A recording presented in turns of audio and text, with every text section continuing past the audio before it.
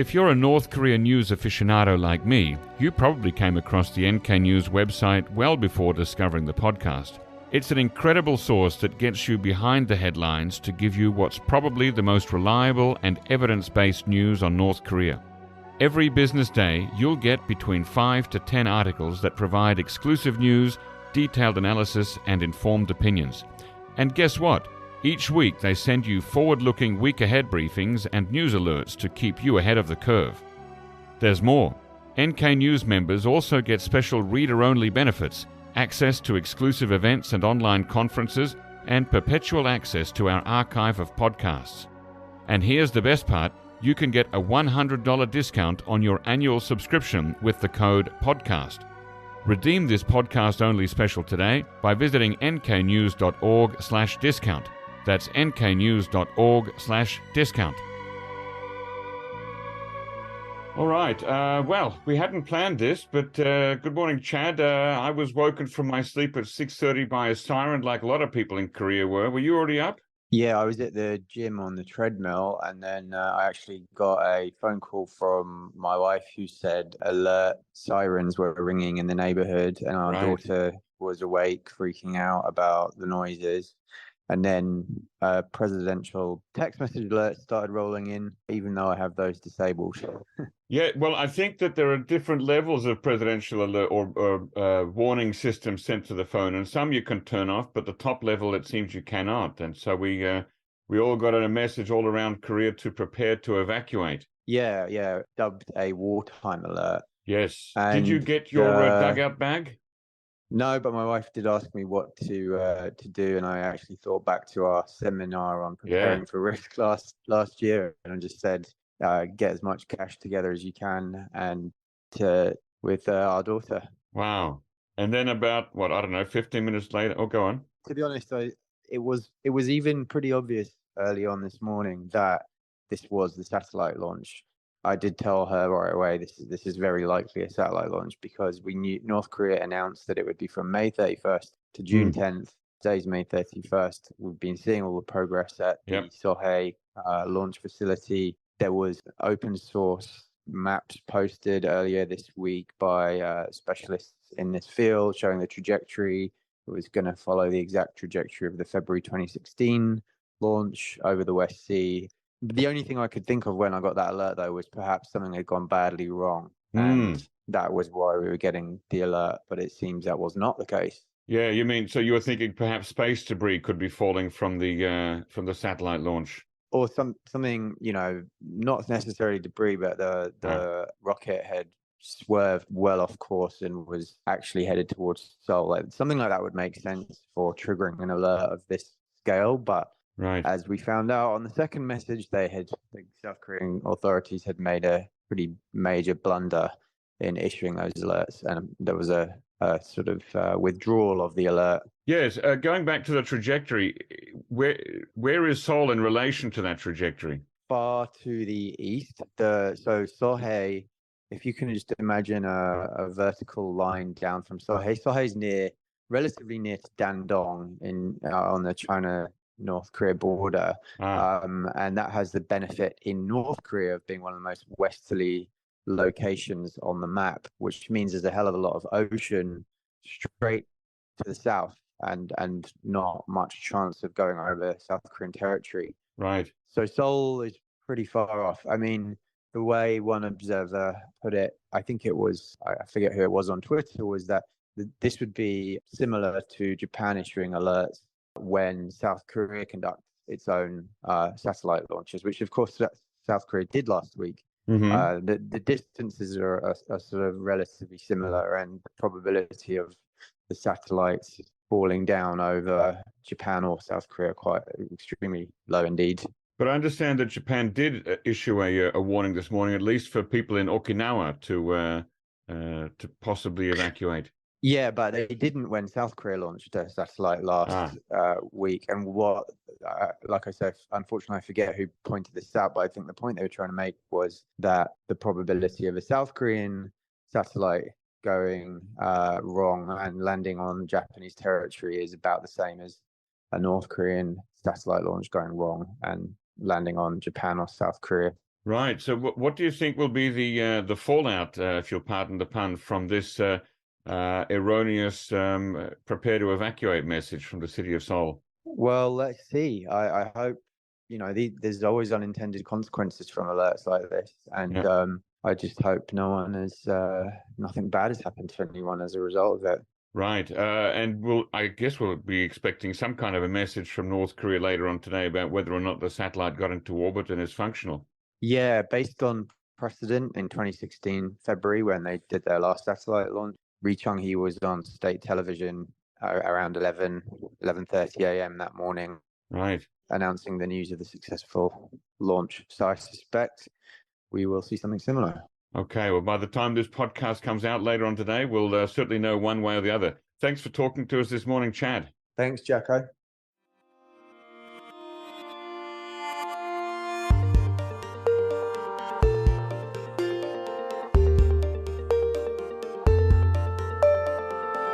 Hello and welcome to the NK News podcast. This is recorded on Tuesday, the 30th of May, and I'm here with Chad, and we're doing a bit of a new format revamp here of the podcast. Chad, share with the listeners your thoughts on that. Yeah, so far the podcast has mainly been long-form interviews, and once a month approximately we get together for a roundtable conversation with journalists and analysts who have worked on various stories. And on some occasions, we do dive in straight away when there's a big news event. For example, a massive exchange of fire or an ICBM launch back when people cared about ICBM launches. Yeah. But yeah, we thought it would be good to inject a bit more current affairs into each episode so that it's not just an interview with someone who you may or may not be interested to hear about, but also offer you a means to just keep up to date with what's going on in North Korea while you drive to work or come home from the gym or whatever it may be. And so what we wanted to start doing from today onwards is just talk for 10, 15 minutes at the start of each podcast about what's going on, and actually also to have a bit of a back and forth, like hear what Jacco thinks as well about some of these things, as someone who's been watching the peninsula for a very long time. Oh, I don't have any thoughts. You do, Jacco. I've got to stay neutral. Okay. All right. So today we're doing our first little bit, talking for 15 to 20 minutes or so about what have been the big stories in the last week. Now, I know there's been quite a bit of talk about whether North Korean athletes would be going outside North Korea to enter some sports. There is the Asia Games in Beijing this year, and there's some kind of a football or soccer thing happening in the Netherlands. Yeah, so this is a really, really interesting development. And basically the Netherlands the North Koreans accused the Netherlands yesterday of rejecting visas for a women's military-related football tournament. So it's a military football team. Okay. Yeah. So it's interesting on the one hand that the Netherlands Foreign Ministry allegedly rejected these visas, given, many years ago, I worked for the UN Office for Sports and Development and Peace, and the whole ethos of that UN division was use sport as a tool for diplomacy and peace building. And that's not really compatible with visa rejections and so on. So the North Koreans were angry about that. But the thing that's more interesting about it is it does suggest it's the first time the North Koreans have come out and said publicly, given evidence that they are actually putting feelers out there to take part in sporting events. And as you know, that would be meaningful because no one has left North Korea. No, that's North Korean for 3-4 years now. Right. Well, yes, since January 2020. So, almost 3.5 years. It's been an almost completely closed door policy in North Korea. So if they are interested in sending athletes out to the military football championships in the Netherlands or the Asia Games later on this year in Beijing, that would be a big move. Yeah, and it's not just that. There's we did a story the other day about weightlifting's governing body clearing the way for 14 North Korean athletes to go to a qualifying event for the Paris 2024 Olympics in Cuba, actually, between June 8th and 18th. An old friend of North Korea, Cuba. Yep. And then, as you know, we talked about this a bit some weeks ago. There was that Chinese travel agency also saying mid-June is when travel would restart.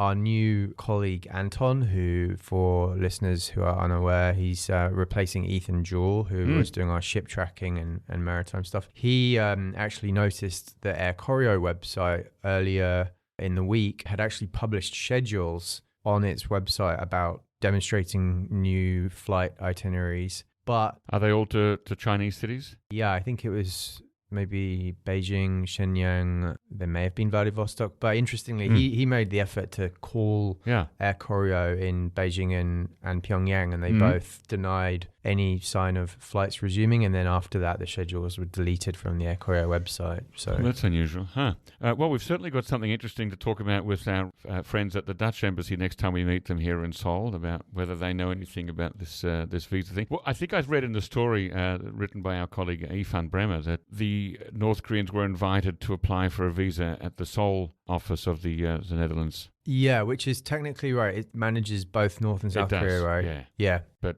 technically right, but feasibly impossible. Yeah, unless some things changed. But yeah, that would be...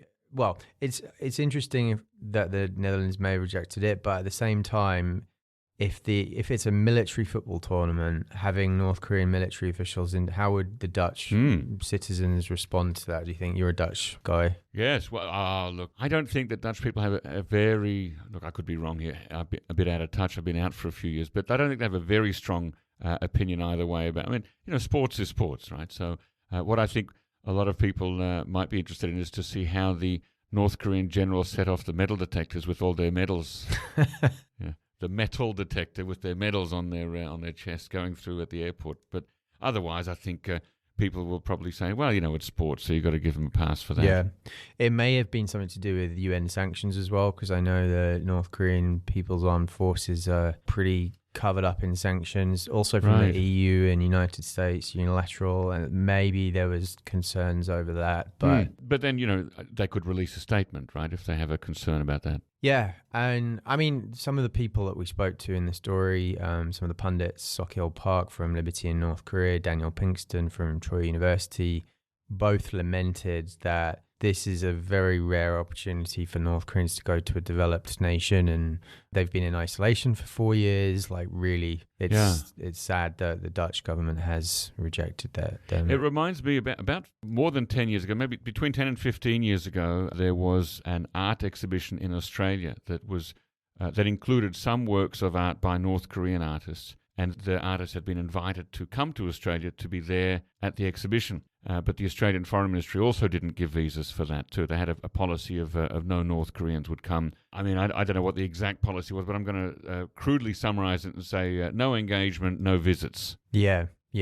Some nations take that approach, but I think the European Union, though, is critical engagement. That's meant to be the pan-EU policy, right? Yeah. Well, so, maybe there'll be some words from Brussels about that. That's interesting. Yeah, but then I also think about, I remember when Kim Jong-nam, Kim Jong-un's brother, was assassinated, and Free Chosun saved his son, Kim Han-sol. That there was a lot of rumor about the former Dutch ambassador to Seoul's involvement in all of that, and I wonder if there was any blowback from that could be to do with this. Although I seem to recall that there was a subsequent visit to the DPRK by that ambassador. Oh, really? Yeah, okay. After a year or so or more after the incident. So maybe they don't perhaps care it was papered over. Yeah. But anyway, besides all those data points about interest in overseas sports tournaments, on the flip side, the strange thing is that last week the Russian ambassador did an interview and said that the Russian Federation will be sending home even more diplomats in the coming days, which, the Cuban ambassador left recently, and you'd think that those embassies who have held on this long, if there was real confidence about the border reopening, why would they be unilaterally sending people back?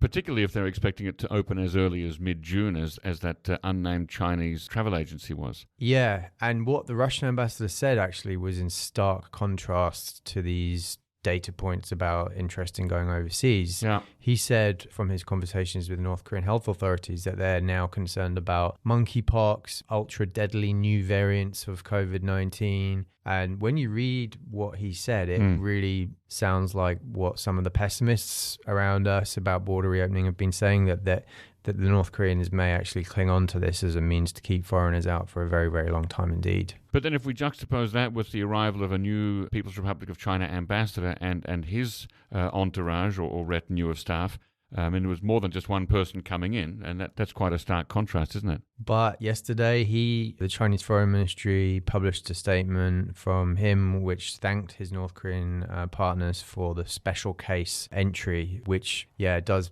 make you think it might have really just been a one-off. But I don't interesting know. that Russia's not getting special treatment, especially in these times. It's interesting and frankly embarrassing, I think, for Moscow. I think it really shows. Right, if even North Korea is okay with the embassy almost being completely shuttered in Pyongyang, that's not a good look for Moscow. No, it's not. So, I mean, zooming out, I'm planning to write about this later today, but my initial impression is that basically what we might be seeing is evidence of North Korean ministries, departments, sports organizations being given the all clear to start putting feelers out for foreign participation in foreign events, but probably the central government has made no decision, and it makes me wonder, the diplomats who are remaining in Pyongyang, not many, who are speaking to the foreign ministry, how well informed will the foreign ministry be about border reopening issues? Probably not super informed.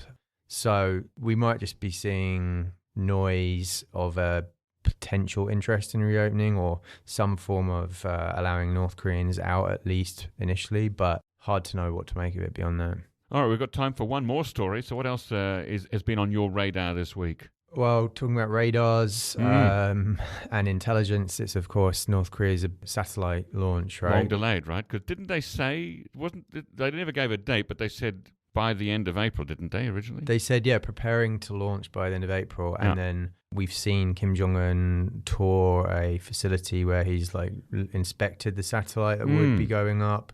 And now the Japanese media, I think a few days ago, noticed that the International Maritime Organization, IMO, had been informed by North Korea, allegedly, that the satellite launch will go ahead within a window of time from tomorrow to mid-June, basically, June 11th. So the window of time has been announced, which is North Korea does this with satellite launches. It doesn't do it with missile launches. But basically this will be a multi-stage rocket that will have debris that will potentially fall down in various parts of the Pacific going south from the peninsula.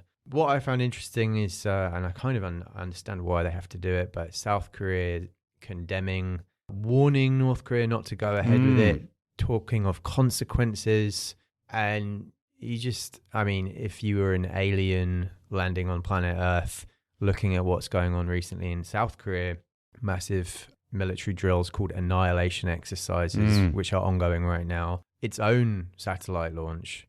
So it's a bit of a double standard. It's a big double standard to say to North Korea it can't. Obviously, there are UN sanctions at play, which technically restrict it from activities related to ballistic missile launches, but I didn't really understand the point of South Korea's warnings on this, because obviously North Korea is going to ignore them, and especially in context of ongoing major exercises and South Korea's own successful satellite launch in the last week. Yeah, no, do you know whether the South Koreans, there were multiple satellites, I think, weren't there in that particular launch, but do you know if they're military reconnaissance satellites or communications or anything else?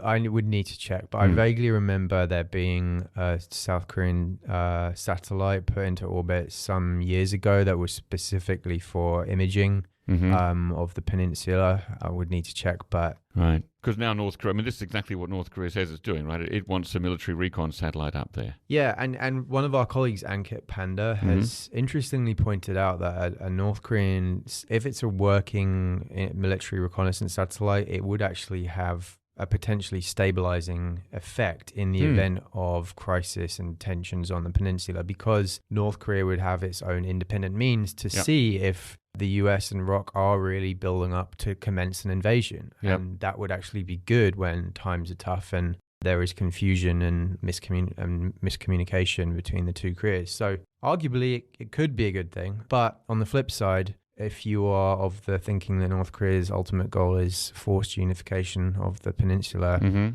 maybe it could also be a bad thing because it could help them find a weak spot. And it also assumes that North Korea, when it makes those accusations that, there's a military build-up, we're under threat, they're going to attack us, that it does so in good faith rather than as a leveraging tool or for public messaging internally. Yeah, because if the satellite shows that what's going on is just routine, that it would be harder for them to say that this is a build-up for an invasion. But they probably would say it anyway, I would imagine. I mean, yeah, exactly. To their internal audience, there's very few people are going to have access to that satellite imagery, so most of the people won't.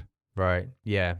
I can imagine them putting satellite imagery out publicly in the future as well, which could be interesting to see. Let's see. Well, yeah, let's keep an eye on that. Anything else that you're expecting this week or in the next week or two? Maybe some reaction from Kim Yo-jong or someone about the ongoing these annihilation drills that the US and ROC are doing. I mean, it's been interesting, right? The US and South Korea doing massive exercises this year, unprecedented in many ways in both scale and magnification through the public relations media attention that they've deliberately drawn. But North Korea's been quite quiet. It has been quite quiet, yeah. Sometimes it's noisier than you expected it to be, and sometimes it's quieter than you expect it to be. Yeah, so who knows? I mean, some people have said that they may be quiet because they don't have enough stock of missiles to do these massive shows of force every single time. But, often the quiet comes before the storm in North Korea. And maybe they've just, they're fans of the kings of convenience, and they agree that quiet is the new loud. Maybe. All right. Thanks for that, Chad. And to our listeners, stick around because we're going to have an interview with Dafna Zur about a North Korean translation of Anne Frank's diary and the significance of that. Thanks for listening. Looking forward to it.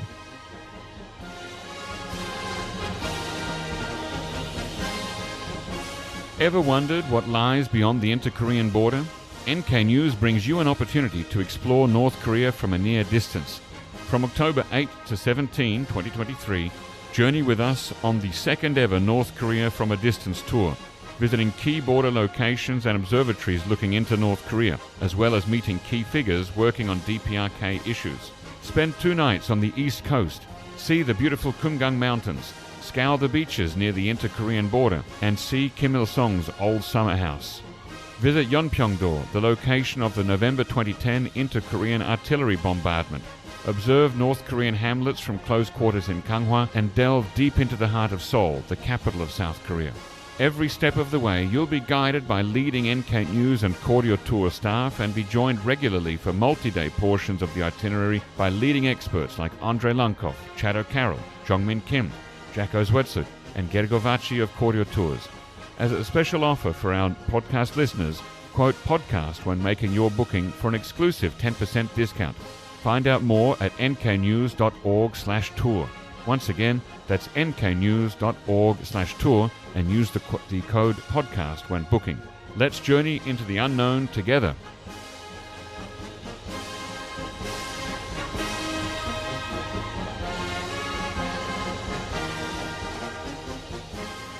Today it is Wednesday, May 25th, 2023. And I'm joined in the NK News studio by Professor Dafna Zur to talk about North Korea's translation of Anne Frank, as well as North Korea's children's literature and science fiction.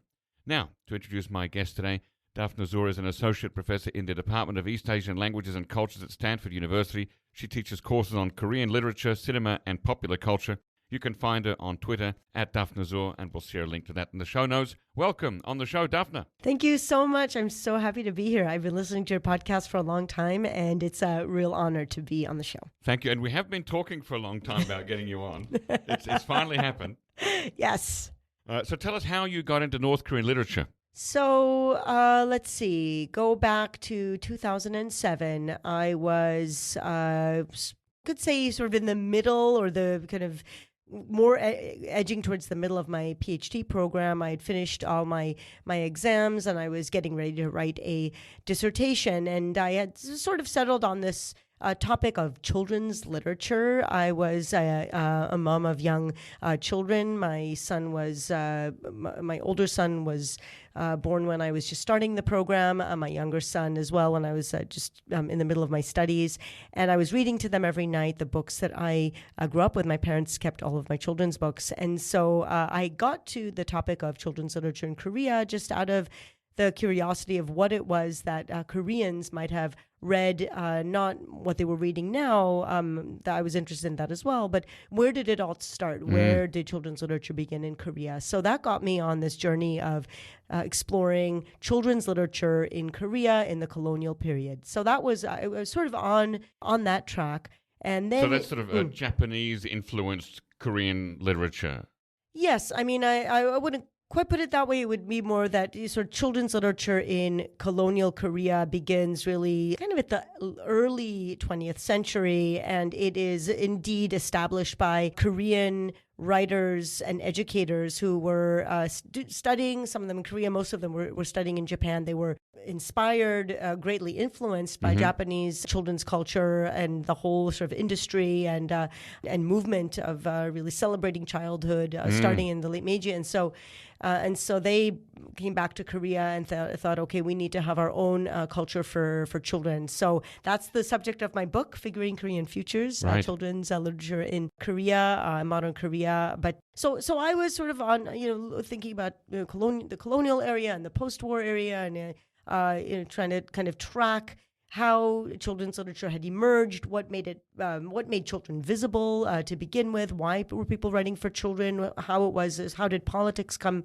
or different political views come into shaping the different writers. And then in, I think it was 2006 or so, 2007, I was a graduate student at the University of British Columbia, and an email popped up on the Korean Studies listserv advertising a scholarship, funded trip to the Library of Congress in Washington, D.C. to visit the Asian Reading Room. So I was always on the lookout for different travel opportunities, and clicked on it and looked at the Asian Reading Room, and the digitized materials weren't very available very widely, but I was kind of looking up some titles, and I just put in adong munak, were the keyword, the children's literature.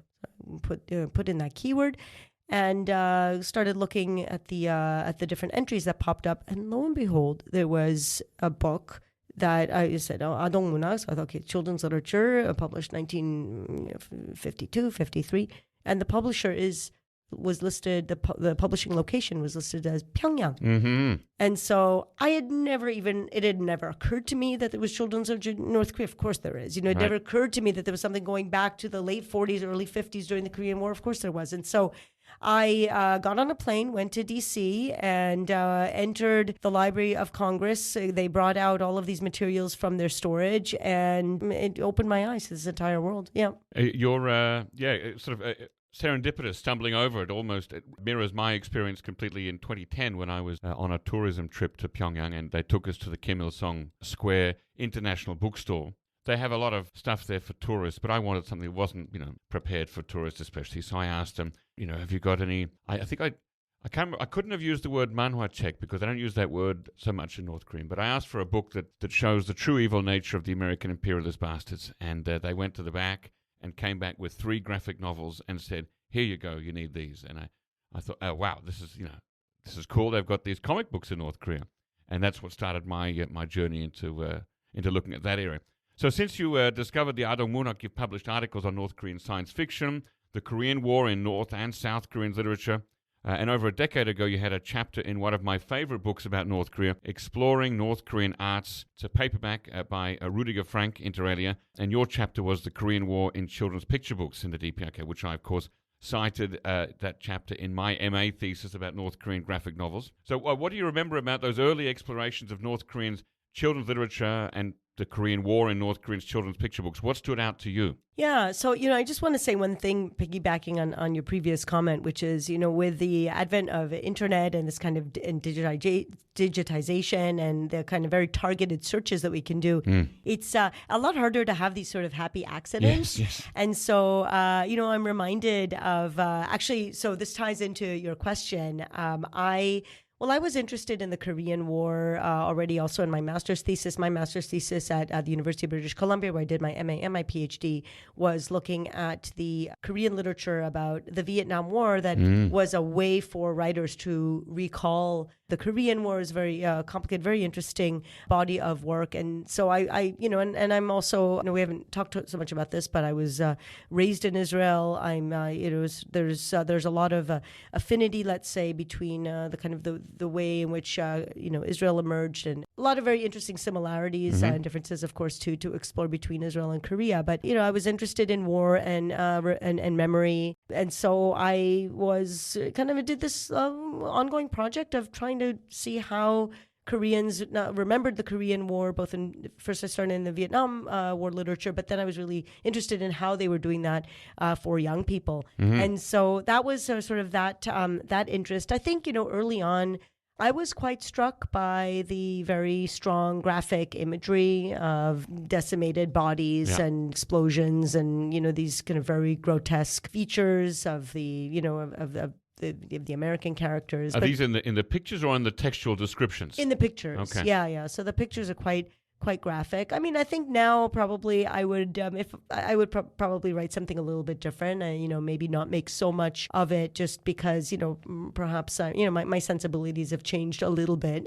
You've become numbed. I don't know, but I mean, I think I'm just always really careful. I don't want to sensationalize or over, exoticize or, make something more. I think my approach has just changed a little bit, with regard to North Korea. I mean, yeah. So I think the media does enough of that, and I'm trying to understand the cultures in which these materials emerge. So that was sort of my early explorations of the Korean War in North Korean materials. The topic of today's, I know that we're going to get to it, yes. But the other materials that I've since started to explore in North Korea, both the science fiction articles that I've written and also this latest article that just came out on Anne Frank, those were accidents. I was looking for Korean War materials and my eye drifted down the page, tried to scan the table of contents, and all of a sudden I found something that I wasn't expecting. And so, it's always good, as much as we love doing our internet searches and finding exactly what we need, it's always good to be able to go to a physical library and look through physical books and just, have an agenda, but also be open to seeing kind of to the left and to the right of what it is that we're looking for. Right. As you hinted at, in 2014, you published an article in the Journal of Asian Studies called Let's Go to the Moon, Science Fiction in the North Korean children's magazine Adong Munhak, which you were referring to just before in the Library of Congress, from 1956 to 65. Tell us a little bit, just a brief glimpse at North Korean sci-fi. What makes it interesting? Well, to me, again, I think I came at this at the time with a bit of a sort of really an open mind. I was fascinated by the existence of science fiction. Of course, there was science fiction, right? I mean, there's a very strong also Soviet influence, right, in the 1950s, and so I was really just interested in understanding if science fiction is a way through which to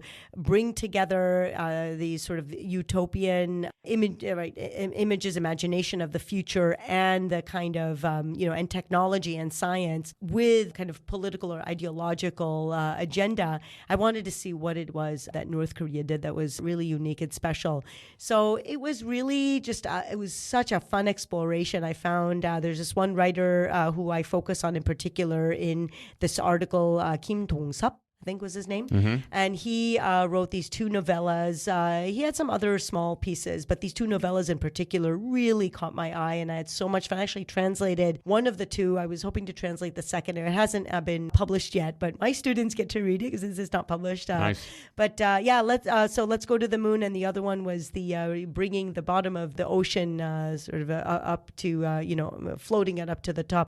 And what problem would that solve? You would have a lot more land, a lot more. Okay. So this is the sort of a Dutch version, or a Korean version of Dutch land reclamation from the sea, I suppose. Land reclamation for the sea, exactly. Because really, do we need our oceans? They're just salt, and they just take up a lot of space. So I'd like to say a special hello to Bernard Zeliger if you're out there trying to protect the unsullied wetlands that remain in the North Korea's coast. Hello, Bernard. Yes, hello, and I'm a big fan of your work, and I actually have an article about the DMZ that I'm working on right now, which I'm happy to talk about as well. But so let's see, what can I say about these two novellas. I mean, my article explores this sort of what happens to realism. Realism is a really important mode of writing in colonial Korea, sort of a reaction against what was seen as more decadent modernist trends, kind of decadent bourgeois trends. And writers became very enamored with this idea of writing the real and describing in the most straightforward terms the real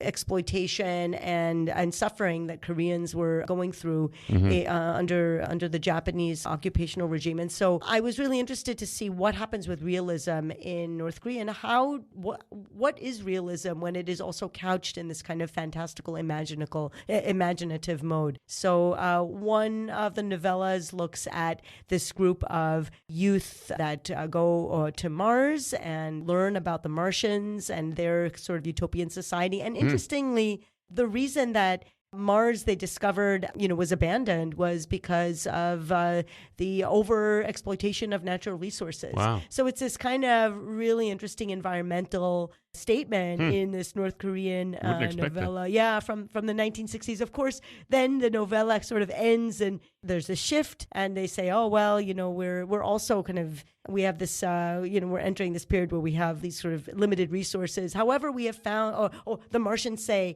we have found a new virgin land that is really waiting to be occupied by people, so we're going to go there. So it has a little bit of a kind of, let's say, ambivalent, from my perspective, ending. But it's just really, really interesting. Now, how does children's literature in North Korea work to shape young minds and instill ideologies and a certain worldview? Well, I mean, I think children's literature in many places have a strong kind of didactic, impulse. Not everything and not all materials for children are like that. There are also a lot of very edgy writers in many places. And in North Korea, maybe a little bit predictably. I mean, I think I was looking in the 50s, especially in the 60s, for something that was, maybe more nuanced, maybe some possibility for imagination. And I think I did find some of those glimmers of possibilities. But, I mean, I would say, especially from the sort of really firm establishment of Judaism and, once you get into the 80s and 90s, it all becomes a little bit predictable, and so how do they form and shape young thinkers? Well, through there's images, there's the kind of the plot lines, and vilification of the usual suspects. Americans, Japanese, and venal South Koreans.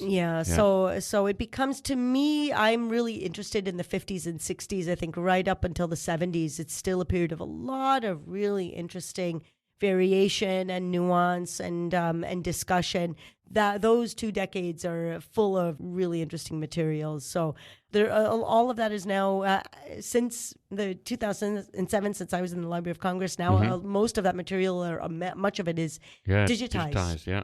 And now we jump forward to your most recent published article, North Korea's translation of Anne Frank and the Politics of Self-Writing, published in April 2023 in the Journal of the Association for Jewish Studies. What drew you to this? So this was, again, a mistake, or an accident. I say not a mistake. It was an accident. I was looking for science fiction and was leafing through Adong Munak in the early 2000s. Any science fiction that I could find. I was trying to kind of get a sense from the 50s until the mid-2000s what had changed about science fiction. And my eye, went down the page, and there was Anne Frank, and it was actually, I think it was episode 12. So it means I missed 12 episodes because I wasn't looking for it. Anyway, so I went back. So it was a serialization. It was a serialization between 2002, 2004. And so when I discovered this... 2-year-long serial. That's quite a long one. Yeah. It was serialized over 2 years. And so I went back and read it cover to cover. Actually, that's not exactly true. I went back, found all the episodes, photocopied them, and then put them on my desk. And if you've, one day when you visit my desk at Stanford, you'll see what a big mess it is. I had sort of forgotten about it. Right. And then in 2019, I was on my way to Sweden for a children's literature conference, and the layover from San Francisco was in Amsterdam. And I thought, okay, this is... Anne is calling to me. I'm going to go and stay at the, at a place right near the clock that she heard every day. I read Anne Frank very carefully, was completely swept up by her incredibly unique voice. And so I went to Amsterdam 2019, stayed close to the clock tower, went to Anne Frank's house, spoke to the director of the Anne Frank Museum, Mm-hmm.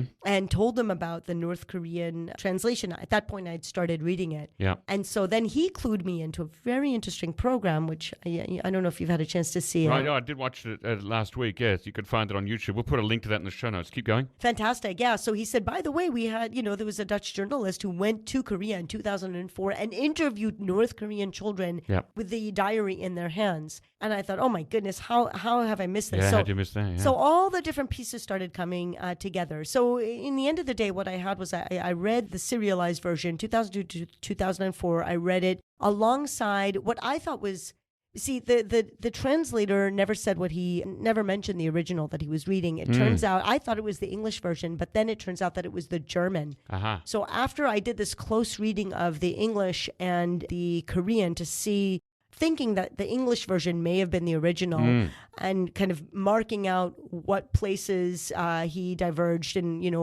trying to track down his notes and his interjections. Yep. Then I had to go to the German and kind of track those same differences down and see if the things that I thought that were different about the North Korean version, maybe they were there all the Right, the in the whole time in German. German. Yeah. So I had to do this whole kind of backward sleuthing. Yeah. So I did that. At the same time, I was, of course, watched this really interesting, this fascinating documentary, which is in Korean and in Dutch. Yeah. So I have a wonderful colleague at Stanford who is a Dutch speaker. There are actually not that many at Stanford, as I learned. I can imagine. So, I paid her in chocolate and in wine, and she went through the documentary and helped me understand some of the subtitles, the Dutch subtitles, or the journalist's kind of commentary. And so I was able to put this together. So this came together in this article. And as well as the serialized edition that you mentioned, there was also a published edition of the book that came out all at once, but it seems like it was by the same translator. Have you got any idea how two very similar versions of translations appeared almost simultaneously? I really don't. I suspect that.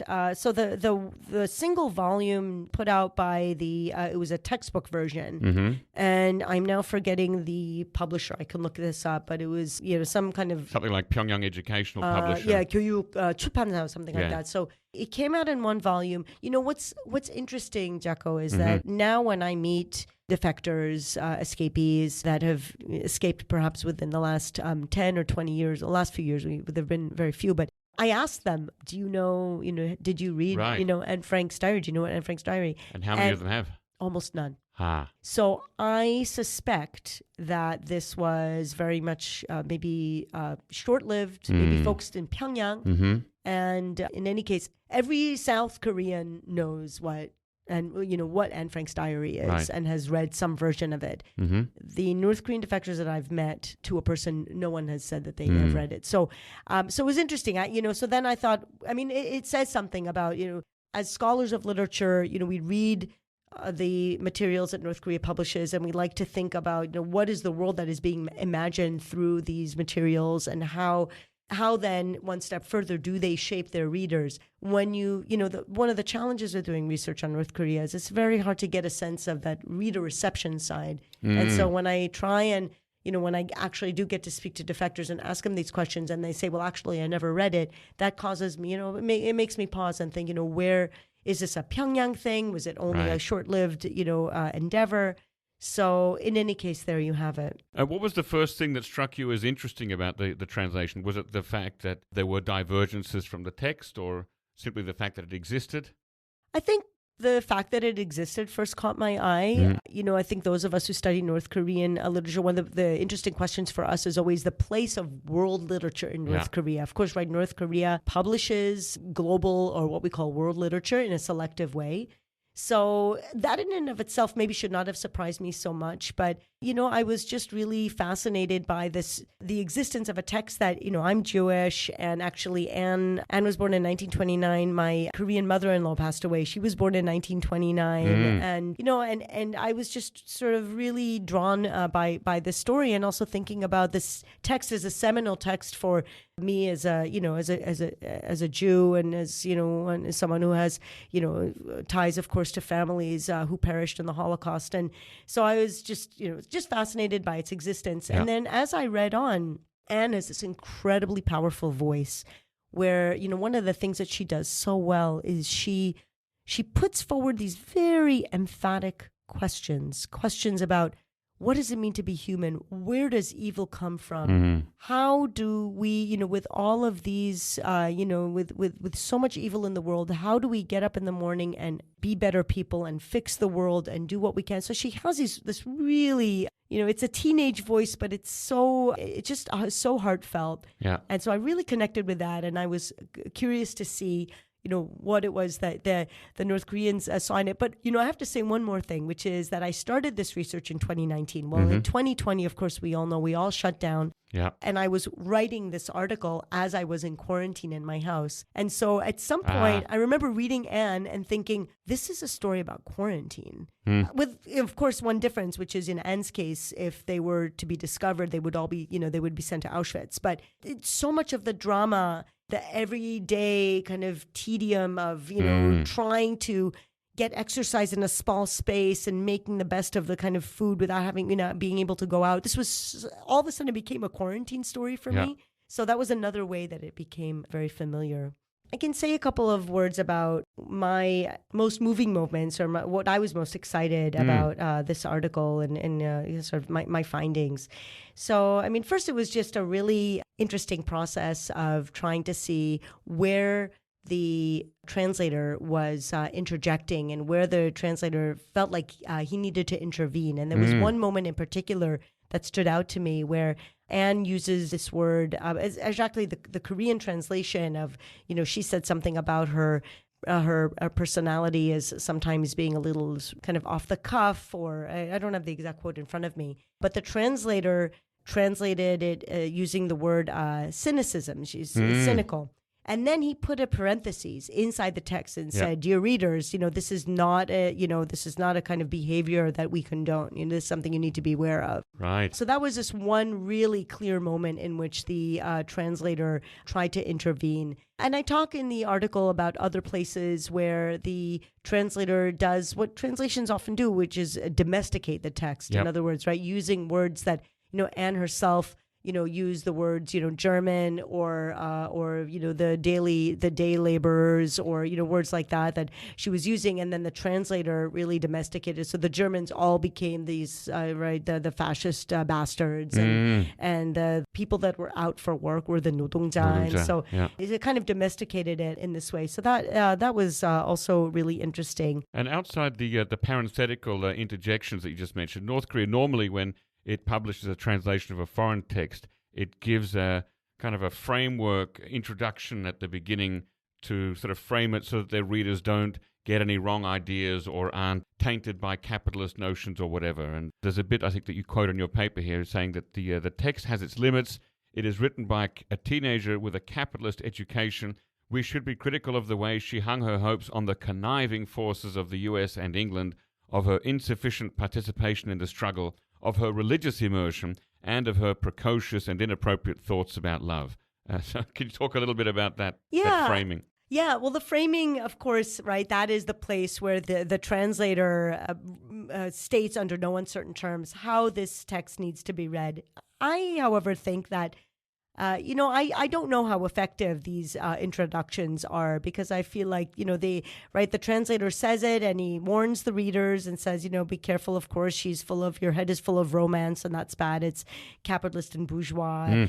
But, these are, especially in the case of the serialized version, I think it was 14 episodes. And so the framing comes before the episode number 1. Well, guess what? Episode 14 is many, many months later. Well, it's more than a year, isn't it? Yeah. It's more than a year. And so a reader whom maybe would not have read the first episode doesn't know that they really shouldn't be, that they have to be wary of thinking, of falling in the trap of Anne's charms and kind of thinking about bourgeois love in that way. So that's a risk of serializing something. If you're not always publishing that translatory framework, then you're going to miss. Somebody might miss out. Yeah. So, I mean, I think one of the ways I try and explain this text, or when I want readers to come away from thinking about North Korean literature, in particular a text like this, is that, I believe that as much as, of course, there's no question that the state tries to shape responses and to only publishes materials that it wants to publish and it's safe to publish. Right? We all know that. I think that there are interesting ways in which people can read text and respond to text that no state will ever be able to limit. So in this case, in the case of this text, I thought a couple of takeaways for me about Anne Frank, the translation. It comes out in the early 2000s. And in the early 2000s, remember, North Korea is coming out of a terrible famine. And, as we know from all the wonderful research that our colleagues have done, this is a famine that, North Korean people suffered a great deal, but also, it was very hard to talk about the suffering from the famine, and so they were, there were restrictions. There were restrictions on the way they could talk about famine, and also just there was a shortage of resources, and I think this text speaks to that. So do you think that it might give a way for the Korean readers to process some of the negative experiences of the arduous march in the same way perhaps that South Korean literature about the Vietnam War helped them to process stuff about the Korean War?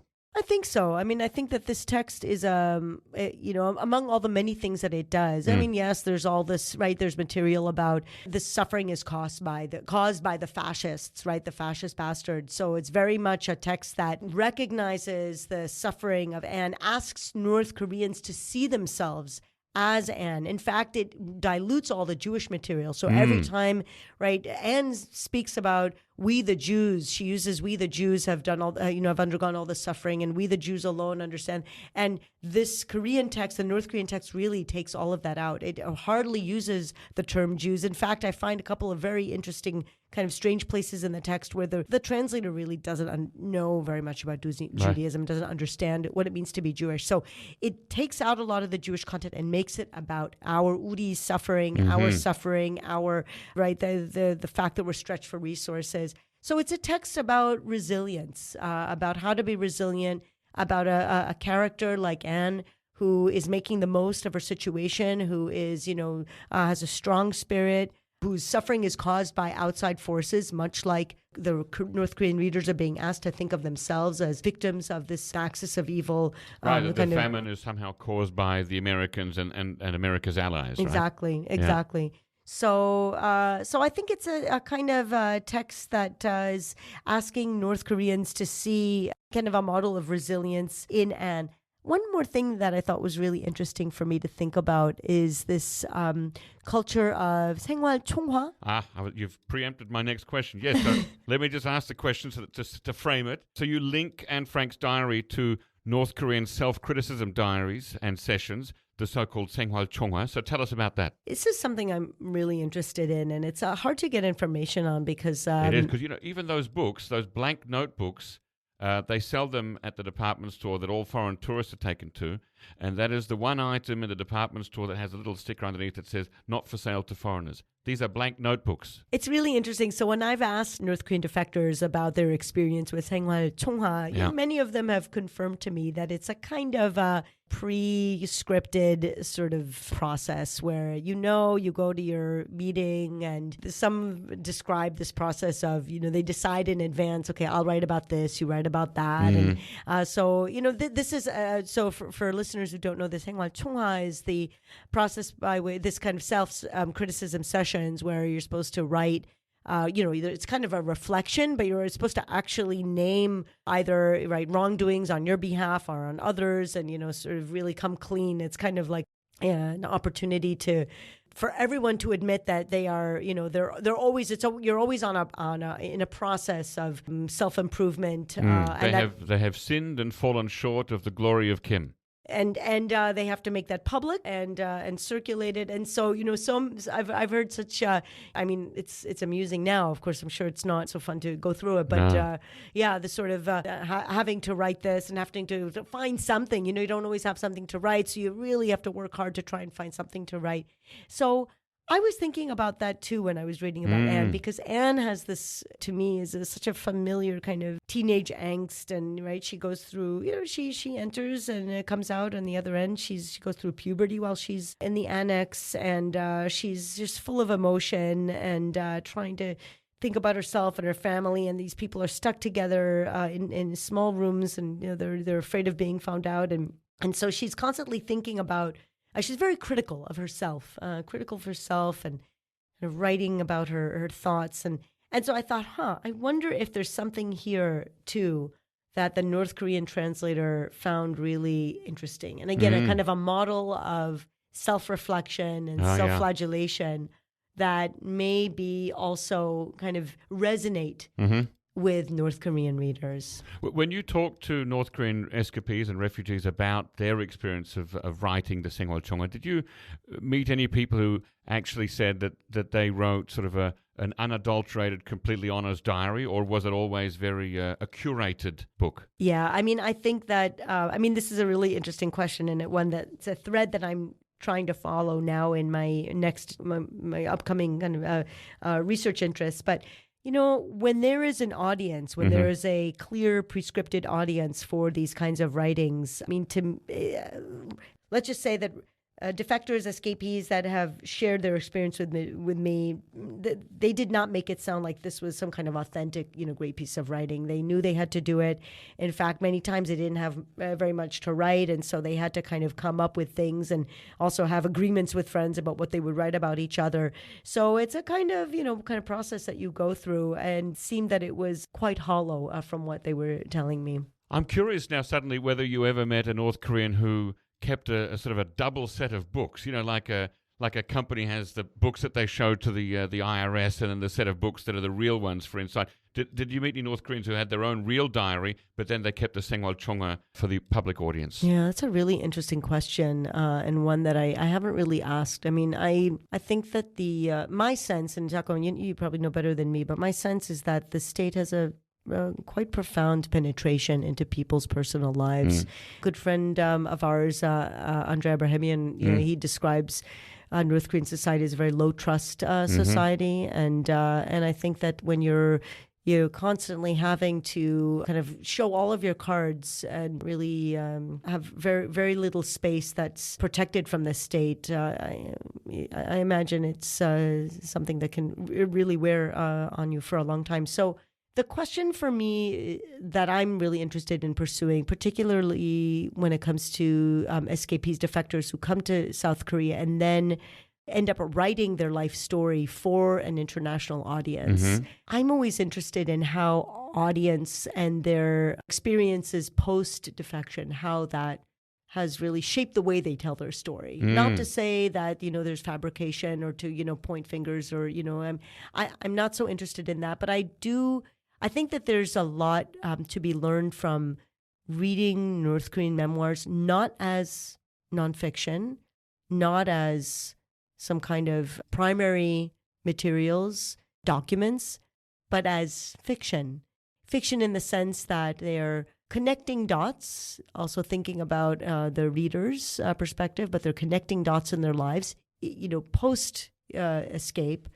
And I'm really curious as to how would they write about their life and about their journey would look like if they didn't have that audience. And so I'm on the kind of trail of trying to figure that out right now. Without trying to tell you how to do your job as an academic, when you suggest that these works should be read as fiction, I think that there's a risk there that we take North Korean defectors' accounts then as being, fabulations cut from whole cloth. And I wonder whether the term curated narrative or curated nonfiction might be more to the point.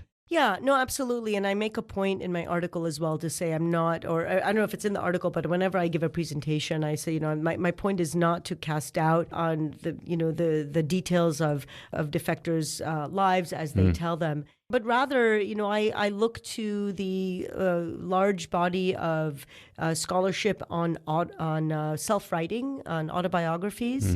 And I think when we, what I'm trying to do now in my future work is to kind of place this defector narrative genre within kind of a broader body of work of self-writing and autobiography, and think about what can we learn if we sort of broaden these, or we ask a little bit of a different kind of question. Again, not in order to cast doubt, right, but in order to think about how we tell our stories And to come back to Anne, my starting point for this question was when I learned that Anne Frank's diary, as we know it, was actually written several times. Anne rewrote her own diary. She was in the annex. She wrote a notebook. She filled it up. She filled up a lot of loose paper. And then her father was the only one who survived Auschwitz. So one of the eight, the only one of the 8 that were in the annex. He then went and he did some work on the diary because he was, he was trying to protect his family, and he had his own good reasons. But more to the point, Anne herself rewrote her diary. As she was in the annex, she wrote first about her love for Peter, and then she edited her own work. So I think the question of audience is always there, and that's something I find really interesting.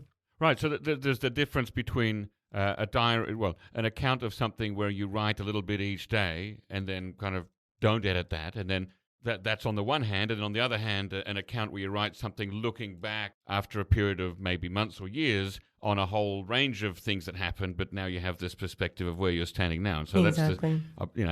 that's the difference between a primary document and a secondary source document in historical terms, right? Right. And so I think that I'm not quite sure today. I think we have far fewer defector memoirs that have been published in the last couple of years. Yeah.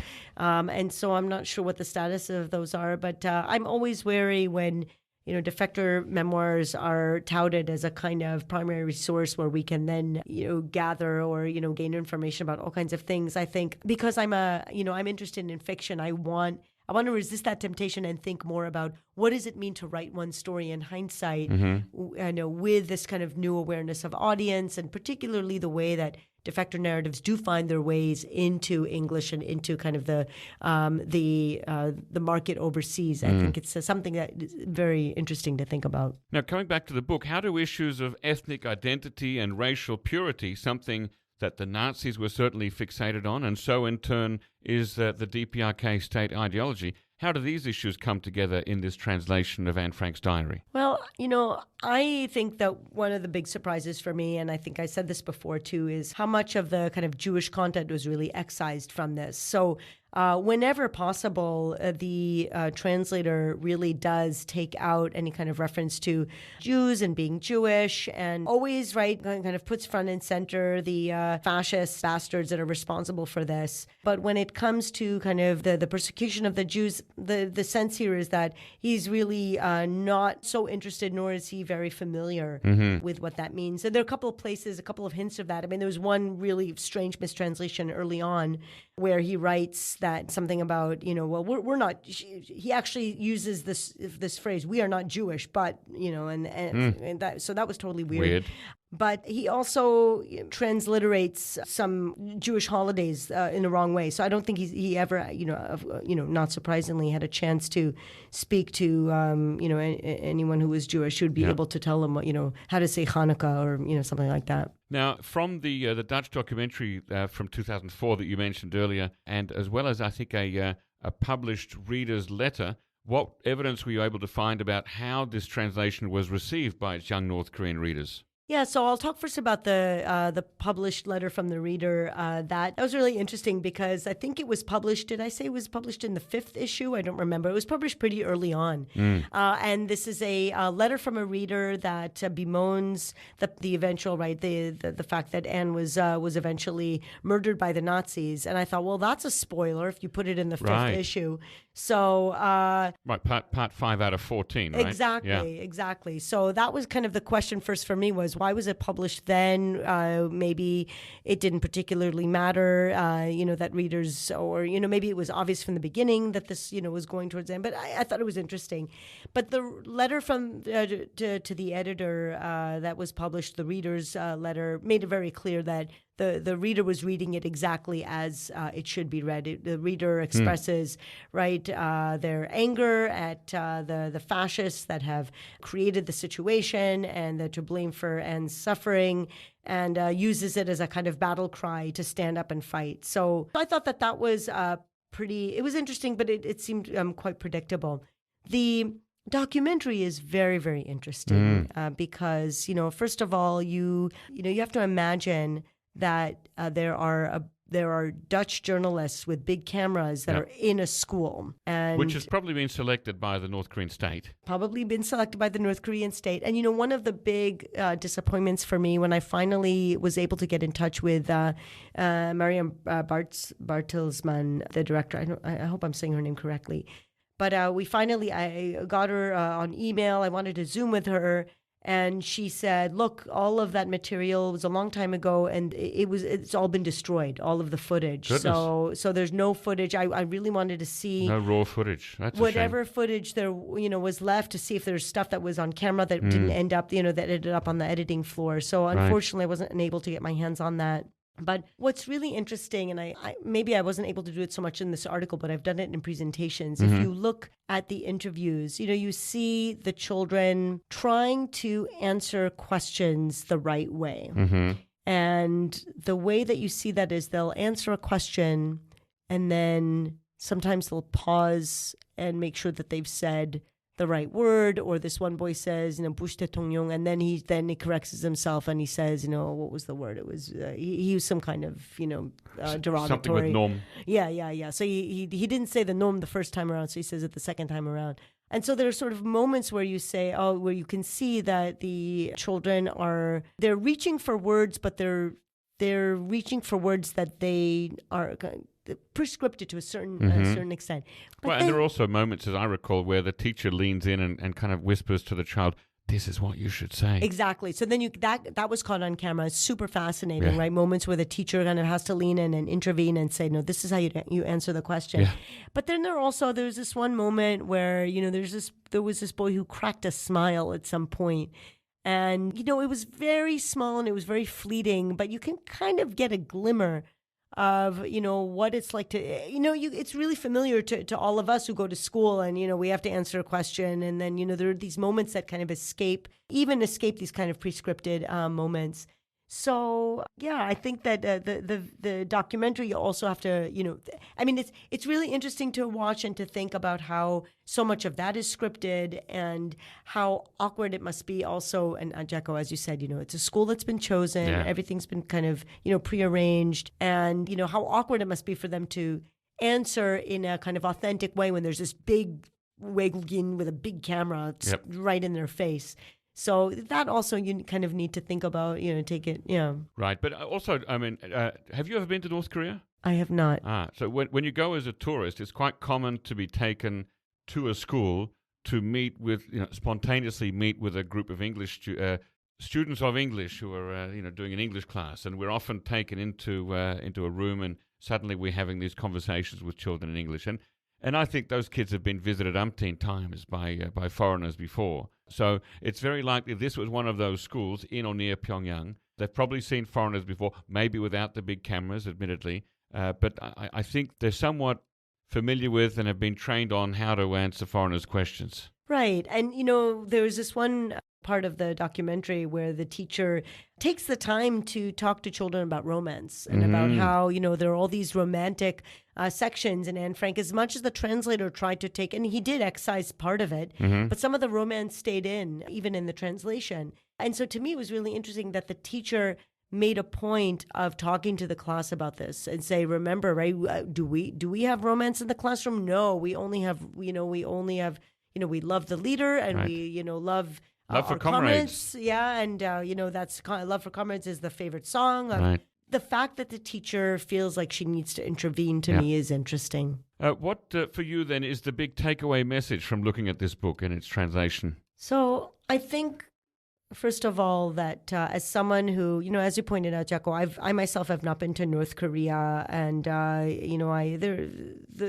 are kind of complicated reasons for that. But I haven't traveled. I access North Korea, particularly, I mostly do research on the 50s and 60s. So that's a place that even if I wanted to, I couldn't travel unless one of these science fictional time machines work out. But the North Korea that I access through fiction, through literature more generally, is one that I'm really interested in holding up and thinking about as a counterpoint to what we know, or the kind of research that we do on the history of North Korea.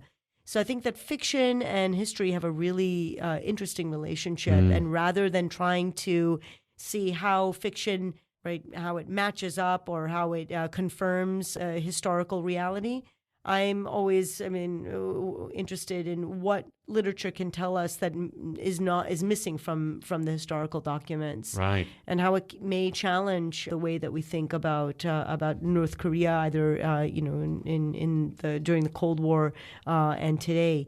And so I think with Anne Frank, a few takeaway messages for me. I mean, the first is to think about what the experience of famine and this kind of state of a lack of resources, why a text like this would speak to readers. Why would the translator think that this text is really important to children at the time? And so kind of to try and extrapolate from that and think about North Koreans reading this in the early 2000s. But also I like to kind of try and frame this text again, within broader kind of questions that we ask ourselves in literature. What is self-writing? How do we understand this particular memoir, let's say within either memoirs of defectors or memoirs more generally? What is self-writing? How do we tell our stories when there is an audience? Is there such a thing as telling one story without an audience? Is there a way of extracting the politics from the self in this way? So I think I'm always trying to bring North Korea into, out of its sort of, exceptionalism, isolation, and try and understand it more broadly within broader kind of frames that we think about as scholars of literature. Are there any ways in which this North Korean translation of Anne Frank's diary threatens to break out of the ideological boundaries that the North Korean state places upon writing? So, there's this one moment in the text which I will see if I can try and find, but to me it was this extraordinary moment. So one of the really magical things about Anne is that she really believes in the power of the conscience, the conscience that we all have as humans.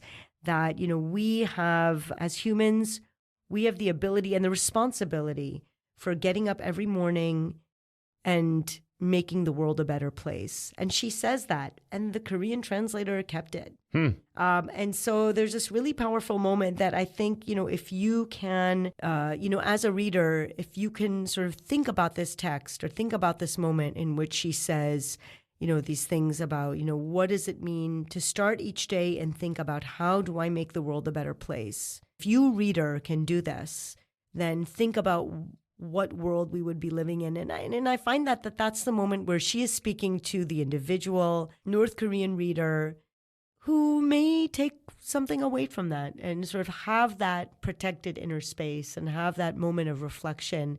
I thought that was really powerful. So are you suggesting that as a kind of a separating the individual from the North Korean state collective? Yeah, or maybe a moment in which, it talked a little bit before about how the state penetrates, right? It has such a profound penetration into every aspect of life in North Korea. And so when I read this one section, I thought, this is really, perhaps this is a moment. It's hard to know, right? If a reader would just skim over it, or if readers, are not even reading anymore. I don't know. But, if there was a reader in 2002 that picked up this book, because we know it was published and we know that someone read it, even if they haven't read it in the last 20 years, and read this one section, would they then, would that stay? It certainly stayed with me.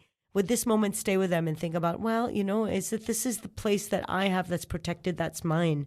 And what does it mean for me to have that inner space and really use it for good? So I like to think that that's kind of a moment that perhaps we can read into it as some kind of protected space. Something to hope for. What are you working on next, and how does it relate to North Korea? Yeah, so I am quite interested in thinking a little bit more about different ways of writing about defector narratives. And so I'm hoping to be able to do more work on that. And I've got some exciting leads, but I don't want to give anything away in case it doesn't work out. Maybe I'll tell you after the podcast. Yeah, I've got some questions for you off the record work or two. What's the timeline that we're looking at for your next thing then? Oh, I don't know. I mean, I've got, so I am actually have a chapter right now, which I thought that it would be an article, but I actually think it might end up being part of a larger book. So I have a chapter on the DMZ. I was very excited to hear your podcast about the DMZ. Really enjoyed. Our field trip, yeah. Yeah, I enjoyed that field trip. I, some years ago, picked up all these books about the DMZ that have been published in South Korea and started to think about how space is translated for young readers, something that's quite a new. The DMZ as a space that is featured in young readers' books is something quite new. So I have a chapter that's that's almost done about that. I've been working. I'm sort of all over the place. I have I published a few years ago another article about science. I published an article recently about children's songs, 동요, from the early 20th century. I have this book on this chapter on the DMZ, and now I'm working on defector narratives. So what I'm trying to do right now is to bring all of those together to one overarching big question about form and content. So hopefully that'll work out in the next couple of years. You've certainly got your work cut out for you. Well, thank you very much once again, Dafna Zur, Associate Professor in the Department of East Asian Languages and Cultures at Stanford University. Thanks for coming on the show. You can find her on Twitter at Dafna Zur. Thanks as always to Brian Betts and Darius Dare for facilitating this episode, and to our post-recording producer genius, Gabby Magnuson, who cuts out all the extraneous noises, awkward silences, bodily functions, coughing, etc. Thank you very much. Listen again next time.